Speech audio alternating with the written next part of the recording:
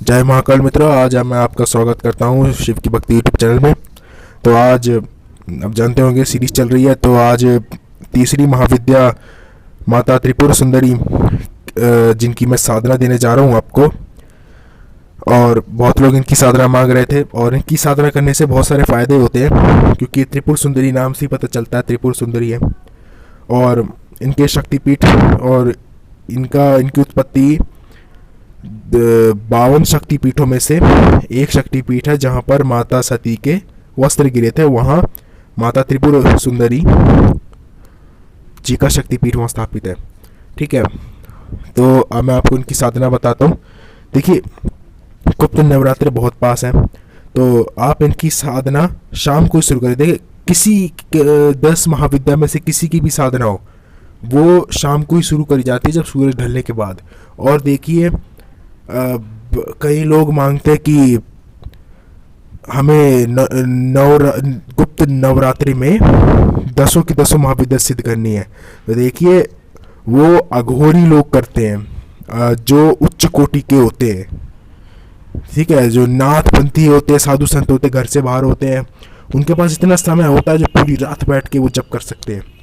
और आप लोग गृहस्थ हो, ठीक है, इसलिए आप ये नहीं कर सकते कि नवरात्रि में 10 की 10 महाविद्या सिद्ध कर ली।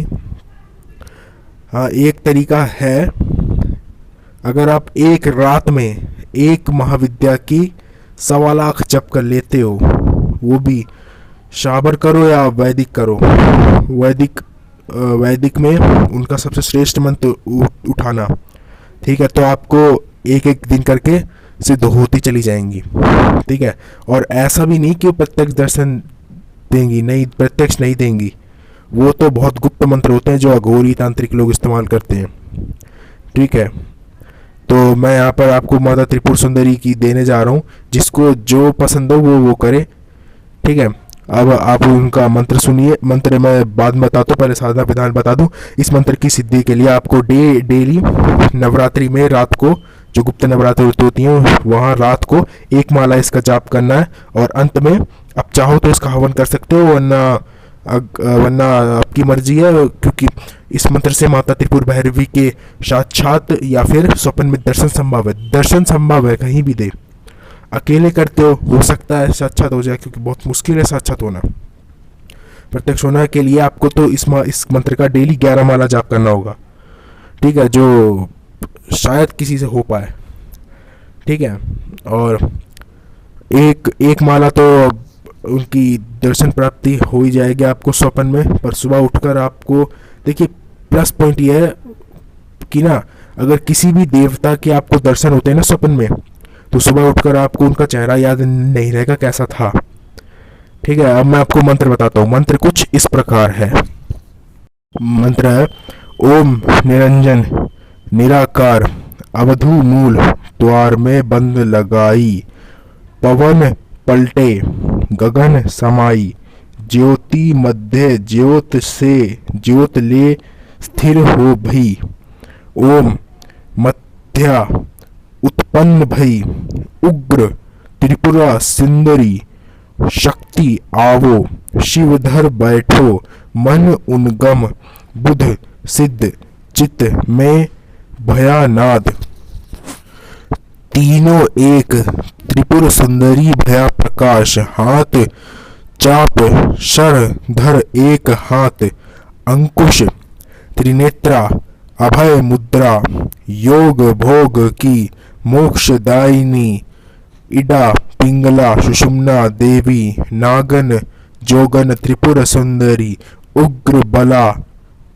रुद्र बाला, तीनों ब्रह्मपुरी में भया उजियाला, योगी के घर जोगन बाला, ब्रह्मा विष्णु शिव की माता। तो देखिए मित्रों, ये था मंत्र। बड़ा मंत्र है, इसलिए कह रहा था शायद किसी से इसकी 11 माला हो सके, पर 1 माला तो अवश्य इसकी करनी ही है। परंतु ये शाबर मंत्र है, जो शाबर से करना चाहे वो इससे कर सकता है, जिसके पास समय हो अच्छा खासा। और आपके स्क्रीन पर भी चल रहा होगा। और इनके वैदिक मंत्र भी हैं। वैदिक मंत्र कुछ इस प्रकार है। वैदिक मंत्र को आप 1.25 लाख बार कर सकते हो, या फिर डेली 21 माला कर सकते हो, क्योंकि हाँ, तो ये कर सकते हो आप, ठीक है। और मैं आपको वैदिक मंत्र बताता हूँ इनका। ओम श्रीम ओम, एक तो ये इनका मंत्र है, पर एक और मंत्र है इनका, ओम ह्रीम श्रीम त्रिपुर सुंदरिये नमः। ठीक है मित्रों, ये दोनों मंत्र है, आप इन दोनों में से किसी का भी जप कर सकते हो। अगर आप छोटा वाला करोगे तो इसका तो ओम श्रीम ओम का, इसका तो आप 1.25 लाख जब आराम से कर सकते हो, क्योंकि छोटा सा मंत्र है, 9 दिन में पूरा हो जाएगा। और दोस्तों, एक स्पेशल वीडियो और नवरात्रि पर बनाऊंगा मैं, जिसमें मैं बताऊंगा कौन कौन से मंत्र कैसे कैसे सिद्ध कर सकते हो आप बस मंत्र बता देना कि ये मंत्र कैसे सिद्ध होगा, तो ये मैं आपको बता दूंगा कि कैसे सिद्ध होगा, मैं वीडियो पूरी बना दूंगा।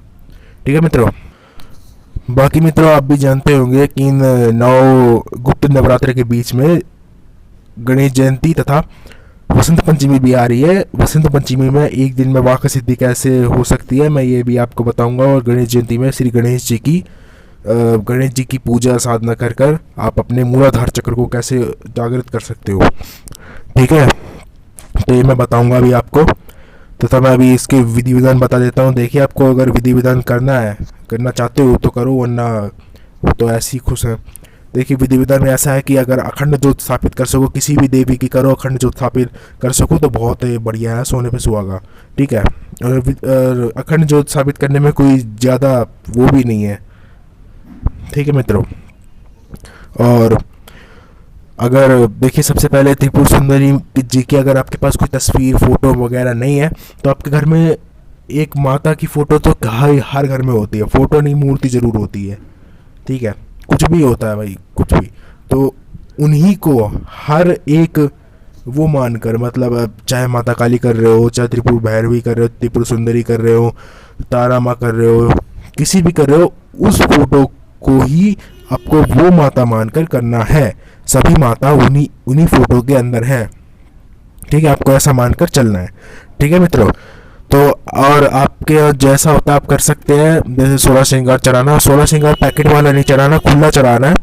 और किसी भी साधन में पैकेट वाला तो चढ़ाया ही नहीं जाता।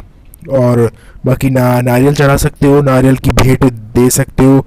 बाकी जैसा आपके यहाँ कलश स्थापित होता है बिल्कुल वैसा आप कर सकते हो, जैसा आपके यहाँ हो वैसा करिए। तो मैंने आपको साधना बता दी है, आप साधना करिए, खुश रहिए। जय महाकाल। मित्रों, कोई भी प्रश्न है तो आप हमसे कमेंट में पूछ सकते हैं, टेलीग्राम पे पर्सनल मैसेज कर सकते हैं, टेलीग्राम के ग्रुप ज्वाइन हो जाइए और हमारे चैनल को जरूर सब्सक्राइब करें और लाइक करें वीडियो को और शेयर जरूर करें वीडियो को। तो जय महाकाल मित्रों।